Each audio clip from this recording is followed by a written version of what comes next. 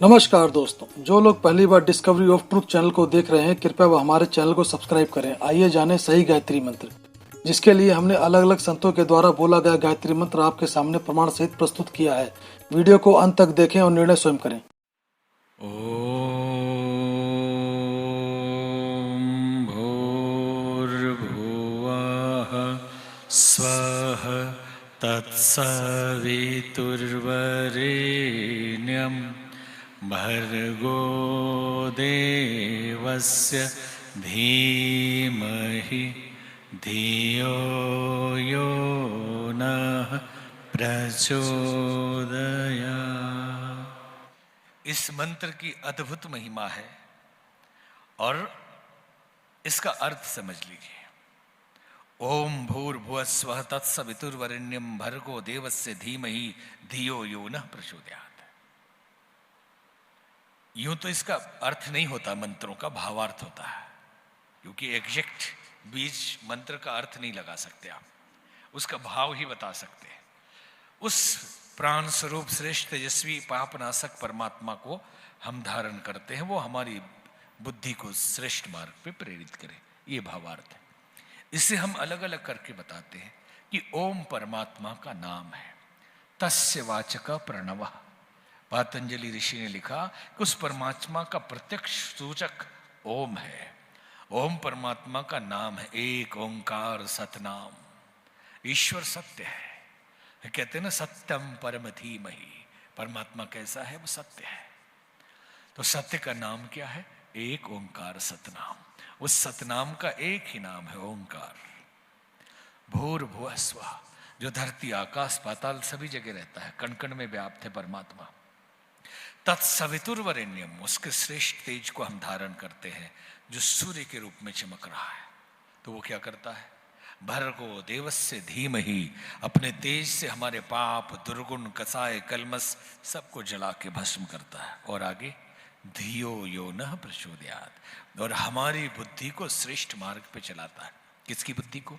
मेरी बुद्धि को नहीं, हमारी बुद्धि को।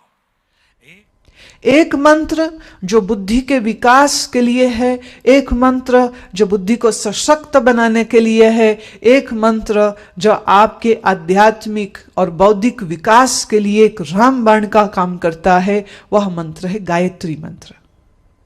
बहुत लोगों ने गायत्री की मूर्ति बनाई, एक देवी बनाई और कहा इस देवी का ये मंत्र है। ये बड़ी बचकानी सी बात है, इसमें कोई भी सत्य नहीं है। शुरुआत होती है मंत्र की ओम से। ओम का अर्थ है सर्व संसार में व्याप्त चैतन्य सत्य अस्तित्व, an existence which is all pervasive, which is omniscient. उसके बाद अगला शब्द क्या आता है? भूर। भूर, भूर का अर्थ है पृथ्वी। हम कहां रहते हैं? पृथ्वी पर। हमारा शरीर किससे बना है? पृथ्वी से, मिट्टी। भूर भुवा, भुवा का अर्थ ये जितना तुम अपने आसपास संसार देख रहे हो, स्वः। स्वः का अर्थ है द होल गैलेक्सी, ये पूरा अंतरिक्ष। जिस आकाशीय गंगा में हमारा सूर्य और हमारी धरती है, ऐसी कितनी ही आकाशीय गंगा हैं, ऐसे कितने ही मिल्की वेज है। तो स्वः, स्वः माने वो सर्व कॉस्मॉस, पूरा का पूरा अंतरिक्ष। ओम भूर भुवः स्वः। तत्व, तत्व माने एग्जिस्टेंस, तत्व माने सार। इसमें कुछ मतलब नहीं है। एक ही सूर्य जैसे रोशनी देता है, एक ही पृथ्वी पर जैसे हम रहते हैं। अब बात और गहरी हो रही है कि इस पृथ्वी, इन ग्रह नक्षत्रों और इस पूरी आकाशीय गंगा में एक ही तत्व है।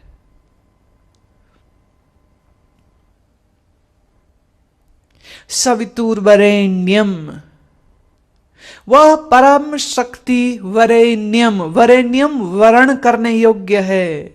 वर्ण माने धारण करने योग्य है, याद करने योग्य है, स्मरण करने योग्य है। भर्गो देवस्य। यह तत्व देव स्वरूप है और चराचर जगत में व्याप्त है।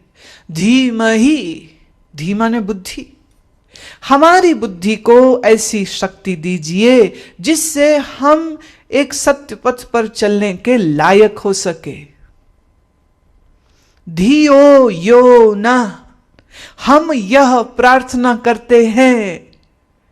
धियो यो न प्रचोदयात, हमारी बुद्धि प्रचंड होकर के तेजस्वी। अपने आत्मा ये पूजा तो करते हैं उसी पूर्ण परमात्मा की, लेकिन करने की विधि का ज्ञान नहीं है। इसलिए अपनी अटकलों से इन्होंने, किसी ने तप का सहयोग लिया है, किसी ने केवल ओम नाम का जाप, या किसी ने जैसे ये गायत्री मंत्र बना रखा था इन अनजान लोगों ने, गायत्री ओम भूर्भुवः स्वः तत्सवितुर्वरेण्यं भर्गो देवस्य धीमहि धियो यो न प्रचोदयात्, इस नाम भी गोट्या करते बिना वेरों पहले।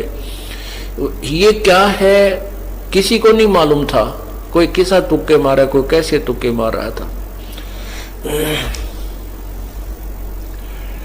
ये यजुर्वेद के अध्याय 36 का मंत्र नंबर 3 है। उसके साथ ओम शब्द नहीं है, ओम अक्षर नहीं है,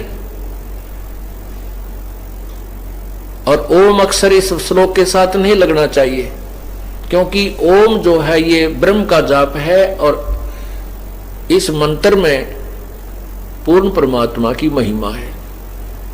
यदि हम राष्ट्रपति के साथ डीसी साहब कहें, राष्ट्रपति को डीसी साहब,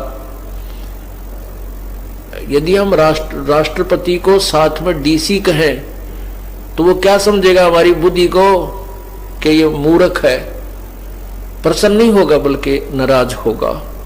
तो ओम जाप इस मंत्र के साथ नहीं लगना चाहिए। आप देखिएगा यजुर्वेद,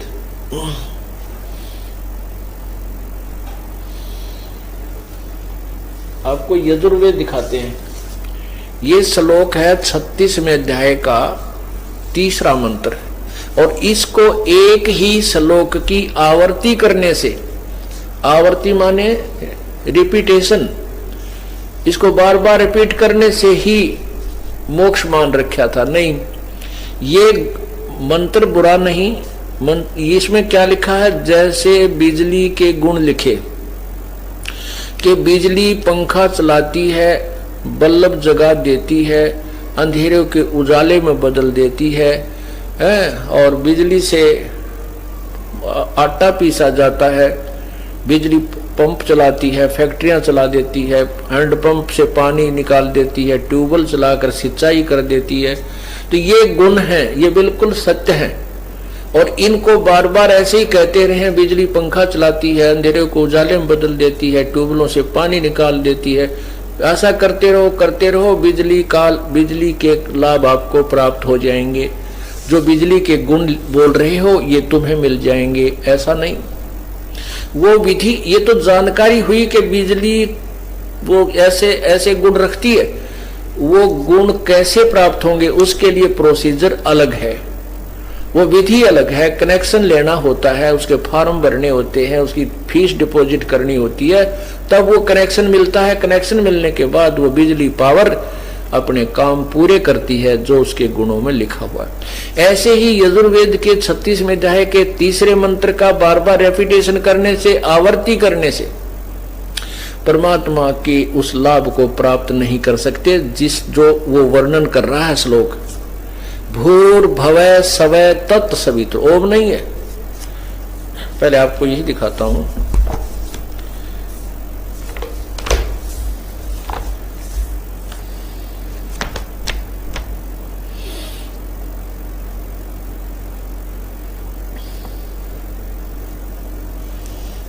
ये देखिएगा, ये है यजुर्वेद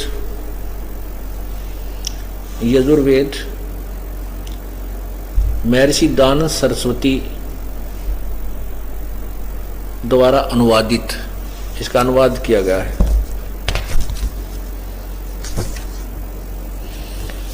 इसमें, और ये कहां से प्रकाशित है, प्रकाशक है सार्वदेशिक आर्य प्रतिनिधि सभा 2/5 महर्षि दानंद भवन, रामलीला मैदान, नई दिल्ली। इसमें देखना ये है 33वां अध्याय यानी 36वां अध्याय। इसका ये तीसरा मंत्र है।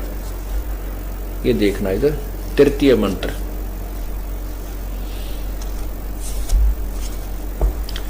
ये तृतीय मंत्र है।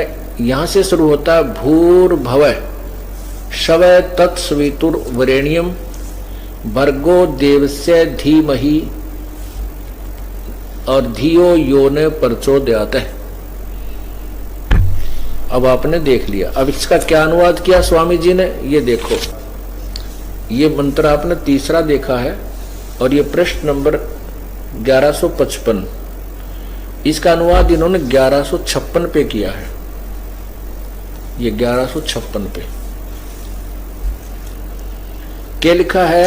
हे मनुष्यों, जैसे हम लोग भू का अर्थ किया है कर्मकांड की विद्या और भुव का अर्थ किया है उपासना कांड की विद्या और सवय का अर्थ किया है ज्ञान कांड की विद्या को संग्रह पूर्वक पढ़ के यह